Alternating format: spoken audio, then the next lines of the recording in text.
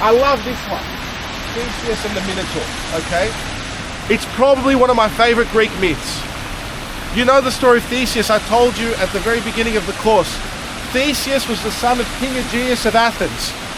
King Aegeus of Athens had to send 7 young men and 7 maidens to the king of Crete, Minos. Aegeus in Athens, Minos in Crete. Crete is a massive island in the southeastern Aegean, right? Every year, 7 and 7, 14 youths are sacrificed to Minos's monstrous son, the Minotaur. Minos, Stavros. Stavros in Greek is the bull. The Minotaur is a beast. He actually had a name, Asterion. And he would dwell in the Labyrinth, right? A series of passages and mazes beneath Minos's palace, where the youths would be. They'd be forced in there, and the Minotaur would eat them alive. Okay.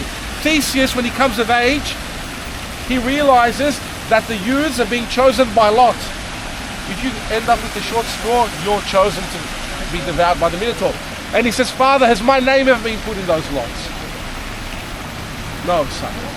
Aegeus says, no, I can't put your name. What if I lose you? You're sending me this year.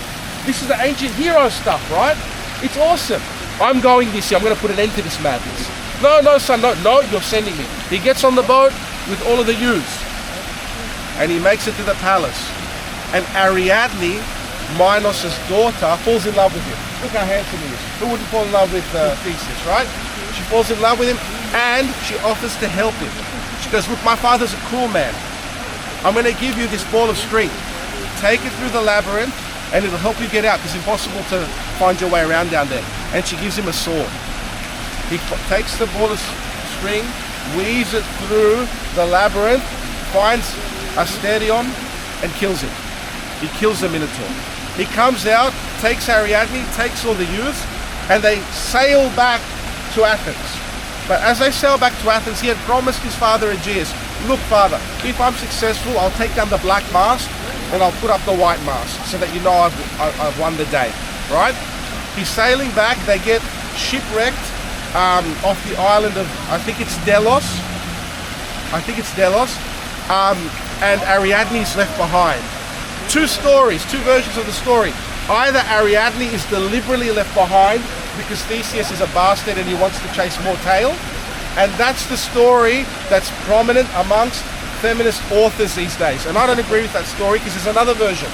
The other version is that the sailors that Theseus was with thought that Ariadne was on the boat, but in fact they confused her for her sister. And so Theseus left her behind by accident. So she was left behind either deliberately or by accident. She's cursing the sky. Theseus, how could you leave me here? Stranded. And he goes back to his father, victorious with all the youths. He's killed the Minotaur. But he forgets to change the mask. So his father, desperate on the cliff, there's a cliff just outside Athens. It's still there with the remains of a temple dedicated to Poseidon called Sunion. And he's watching for his son.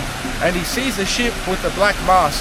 So out of grief, he throws himself into the ocean and dies. And that's why the ocean is called the Aegean, after Aegeus. Beautiful myth. The Greek myths are the best. You can't get better. But there is a kind of foreshadowing of Jesus here too, if you look for it. The slaying of the beast by a hero. Christ slays the devil or defeats him permanently in a mystical way with his descent into Hades. You've seen the imagery in the frescoes in Fora and various other places. You know also that the saints, at least 2 in particular, are shown slaying the beast. Who are they? Who is slaying the dragon? Michael, and who else? George! So, coming out of the classical past, there is indeed importance in this imagery. It carries through. And here you can see it proximally to St. Mary's Cathedral, you know. Christ slays the devil forever in the church, but the beast is beaten here by Theseus as well. I love looking at it this way. Then you can have a holistic embrace of all of this stuff.